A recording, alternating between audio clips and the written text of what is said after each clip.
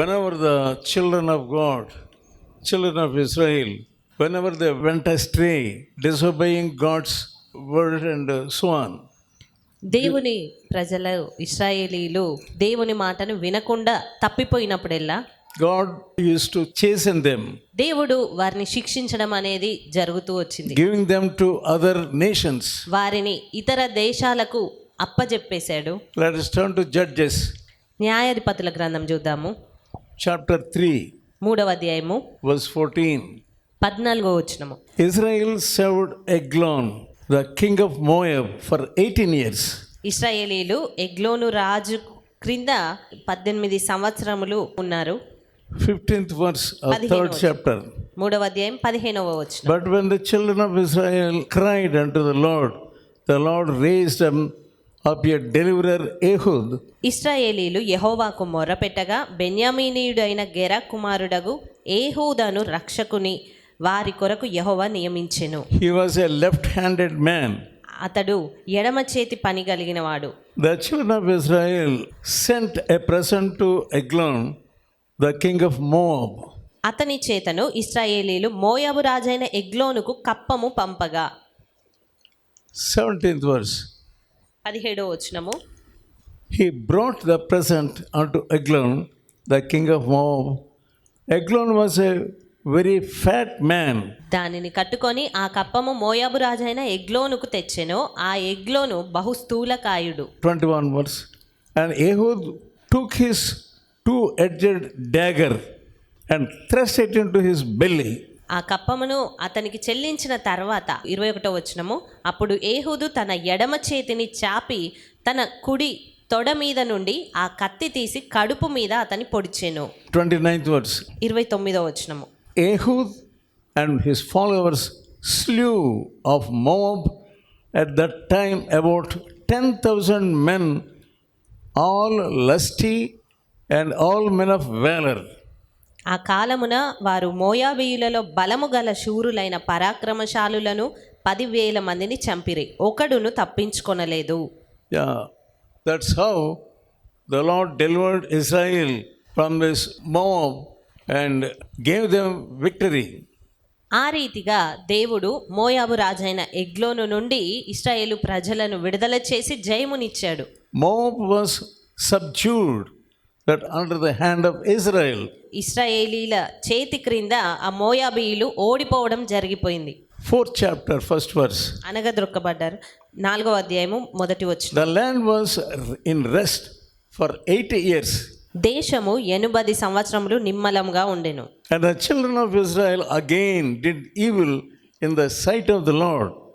అయితే ఏహూదు మరణమైన తర్వాత ఇశ్రాయేలీలు ఇంకను యెహోవా దృష్టికి దోషులైరి.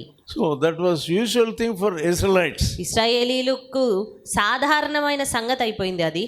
Whenever Israel cried unto God, ఇశ్రాయేలీలు దేవునికి మొర్రపెట్టినప్పుడల్లా He used to deliver them ఆయన వారిని విడిపిస్తూ వచ్చారు. and gave them victory and rest. వారికి విజయమునిచ్చారు, నెమ్మదినిచ్చారు. But again they would do the same thing. అయినప్పటికీ మరలా వారు అదే రీతిగా ప్రవర్తిస్తూ ఉన్నారు. Same way again they fell into sin and go after other gods. మరలా పాపం చేయడము, ఇతర దేవతలను ఆరాధించడము. Judges 4th chapter, న్యాయాధిపతులు 4వ అధ్యాయము 2nd verse. 2వ వచనము. And the Lord sold them unto the hand of Jabin, the king of Canaan. యెహోవా హాసోరులో ఏలు కనాను రాజైన యాబీను చేతికి వారిని అప్పగించెను. His captain was Sisera. అతని సేనాధిపతి సీసెరా. 3rd verse. 3వ వచనము. And the children of Israel cried unto the Lord, for he had 900 chariots of iron. అతనికి 900 ఇనుప రథములు ఉండెను. 20 years he mightily oppressed children of Israel. అతడు 20 సంవత్సరములు ఇశ్రాయేలీలను కఠినమైన బాధ పెట్టగా ఇశ్రాయేలీలు యెహోవాకు మొర్రపెట్టిరి. He oppressed a lot. ఇశ్రాయేలీలను ఎంతగానో అతను బాధ పెట్టాడు. Here the condition of Israel, ఇక్కడ ఇశ్రాయేలీల పరిస్థితిని చూస్తే after Ehud died, nobody was there to guide them. Ehud చనిపోయిన తర్వాత వారిని నడిపించేవారు ఎవరు లేని పరిస్థితిలో ఉన్నారు. Sometimes it is a picture of ourselves. కొన్ని మార్లు ఈ పరిస్థితి అంతా మన జీవితాలకు మనం అన్వయించుకునే రీతిగా ఉంటుంది. The old enemy of the past will rise up in our life. పాత శత్రువు మన జీవితాల్లో కూడా తిరిగి లేవనెత్తబడుతూ ఉంటాడు. The sin will be creeping into us to defeat us. పాపం అనేది ఎప్పటికప్పుడు మనల్ని లాగుతూ ఉంటుంది, ఏ రీతిగానైనా మనల్ని ఓడించాలి అని. 1 Corinthians మొదటి కొరింథీ chapter 10 10వ అధ్యాయము verse 12. 12వ వచనము. Wherefore let him that thinketh he standeth take heed lest he fall. తాను నిలుచుచున్నానని తలంచుకొనివాడు పడకుండునట్లు జాగ్రత్తగా చూచుకొనవలెను. We must be careful always in our spiritual life. మన ఆత్మీయ జీవితంలో అన్ని వేళలా మనం జాగ్రత్తగా ఉండాలి. If you are not careful, alert, మీరు మెలకువగా జాగ్రత్తగా లేకపోయినట్లయితే we will fall. మీరు పడిపోతారు. 14th verse. 14వ వచనము. My dearly beloved, flee from idolatry.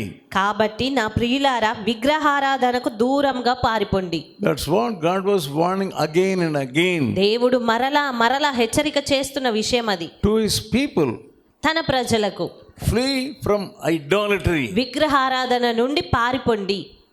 Last night a woman telephoned me. గత రాత్రి ఒక ఆమె ఫోన్ చేసింది. She was a believer. ఆమె విశ్వాసి. She said she didn't know how she went to that place along with her relative. తన బంధువులతో పాటు ఒక స్థలానికి వెళ్ళింది, అసలు ఆమె ఎలా వెళ్ళిందో ఆమెకి తెలియదు అన్నట్టుగా. Their idol worship was going on. అక్కడ విగ్రహారాధన జరుగుతుంది. She was not an ordinary believer. ఆమె ఏమి సాధారణమైన విశ్వాసి కాదు. But the devil took her there. అయితే సాతాను ఆమెను తీసుకొని వెళ్ళాడు అక్కడికి. She was saying she didn't know how she went. ఆమెనే అంటుంది, నేను అసలు అక్కడికి ఎలా వెళ్ళానో నాకు తెలియట్లేదు. That is the power. అది చీకటి శక్తి. అది శక్తి. Even if you don't want to go, నీకు వెళ్ళాలని ఇష్టం లేకపోయినా somebody will come ఎవరో ఒకరు వస్తారు and I will speak some words ఏవో కొన్ని మాటలు మాట్లాడతారు, which are pleasant unto you. అది ఎంతగానో నీకు ఇష్టంగా మారుతుంది. They will say nothing will happen to you. ఏం జరగదు నీ విషయం అయితే అంటారు. Come. ఎలాగైనా రా రా రా అని. If you keep quiet for 1 or 2 minutes, ఒక 2 నిమిషాలు నువ్వు అలాగే మౌనంగా ఉంటే they will drag you వారు నిన్ను లాక్కెళ్తారు without your notice. నీకు తెలియకుండానే. The power of the devil operates on you. సాతాను శక్తిని మీద పని చేస్తుంది. The people of Israelites were also dragged into that sin. ఇశ్రాయేలు ప్రజలు కూడా పాపములోనికి లాగివేయబడ్డారు. That's why God's word says, అందుకే దేవుని వాక్యం సెలవిస్తుంది, flee from idolatry. విగ్రహారాధన నుండి పారిపోండి.